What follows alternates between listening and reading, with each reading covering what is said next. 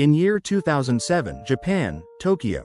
Inside the bathhouse, an agent hands over a document to the sumo wrestler which has the picture of his targets. In return, he gave him money which he gave to a black man who was waiting in the lobby, and this man went away.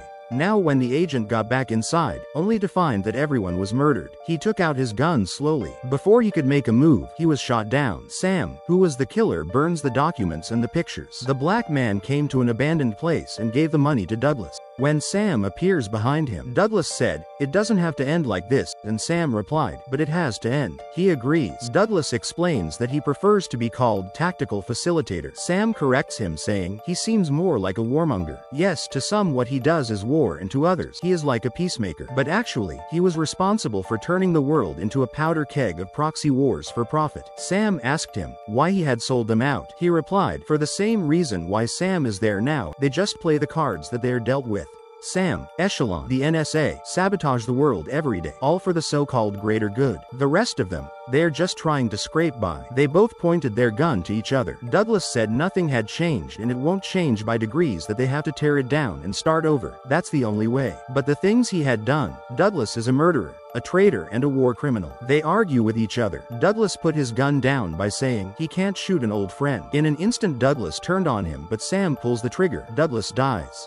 Presently Sam went to see Diana. As he was pointing a gun at her, she asked if he want to kill her, just like he killed her father. She gave him a glass of whiskey and told him how she felt back then, when she knew that her godfather killed her father. Then she said, whatever she does is her own to do. Sam Fisher told her to do what's right, not what she had convinced herself is right for her. Hearing this, she told him, he's no better than her real father. He hides behind a patriot's mantle, while her father had the audacity to step out from it. He gave her a last chance, pointing the gun at her, asking her about Xanadu. She answered it was her last-ditch effort to preserve her father's legacy. She said she'd do what she has to do to survive. She said, he is not a hero but a junkyard dog on someone else's chain, born and bred to sow war in the name of peace, just like her old man.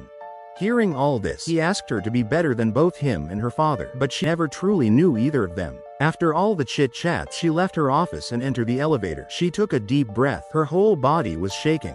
She calls her brother, but he ignores the call and asks the driver to take him to Marina. Anna, who was lost in her thoughts, was interrupted by Joe. Then at the lab, with the help of Thunder, they find a blueprint of Greifswald. They wonders why Sheltland keeps this blueprint. Meanwhile, Sam picks injured McKinney and drives back. Anna calls Sam to inform about this Russian factory. She also mentions that they suspect Diana either wants to buy it or blow them up. Sam tells them that Diana is delusional but definitely not stupid. Hearing all these, McKinney remembers Gunther's phone call and tells him that it's a ship, the Lazarev. By hearing the ship name, Thunder collects all the information about it. Anna tells others that the ship is a ticking time bomb, last sighted leaving St. Petersburg 36 hours ago. They think that she was weaponizing the gas terminal, and destroying it could cause the price of energy to soar. Livelihoods of millions would be at risk, thus creating the crisis which only she will be uniquely positioned to rescue Europe from. Sam assumed that's what Xanadu is, that Diana is attempting to complete her arc of messianic redemption. McKinney and Sam got ready. The plan was simple.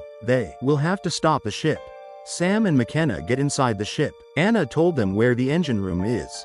As they enter inside, they saw the dead crew members still bleeding. Sam asked McKenna to secure the bridge while he looked for the engine room. He also mentioned, if he can't stop the collision there, then she will have to stop it in the bridge. Anna and her team were watching their every move. Diana launches Xanadu. She explains how Xanadu will lead their nations to total energy independence and allow them to navigate this world in constant crisis. She showed the model to them.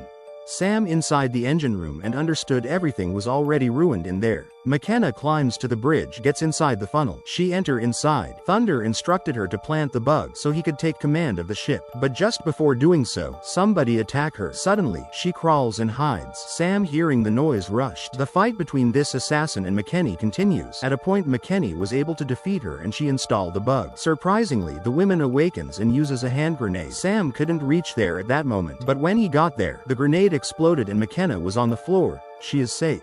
Anna orders Thunder to get control of the vessel, but an error popped up on the system. Thunder told them that all the navigation systems are unresponsive. Diana, who was busy talking to guests, got a call from Charlie. He asked if all this will save the company, and then he again asked, but only if the gas terminal falls. Diana became shocked after hearing this. Thunder tries to gain access the ship, but again failed. Now, Charlie reveals that he had altered her designs. Thunder understood that the ship's server was hacked about 20 minutes ago. That's around the same time the agents boarded the Lazarev. He explained some sort of Trojan hacked the system before Sam and McKenna could even get to the bridge. Thunder reports that the ship was targeting Xanadu. Charlie was ready to destroy Xanadu, including his own sister, Diana. Hearing the truth that her own blood has betrayed her, Diana broke down. Anna told the both to get out from the ship, that they failed. McKenna convinces a hesitant Sam to hurry and they abandon ship. Diana stood motionless accepting her fate. The ship crashes onto Xanadu and it was destroyed, killing all the important people as well. The submarine Sam and McKenna was on board tears apart because of the impact and they drowned. Memories of Douglas, his funeral, the words he said to him, all came flooding in Sam's mind. Sam was now drowning but McKenna bring him to the top saving his life. At Diana's funeral, Charlie was standing next to her coffin. Sam from a distance watches everything and walks away. Charlie at his office, smoking, checking his phone numerous times. He poured a drink and raised his hand as a toast, a silent gesture. Suddenly the electricity goes out. He started calling for Jenny, but no response. He tried to light his lighter but fails. Sam appeared from the dark and assassinate him.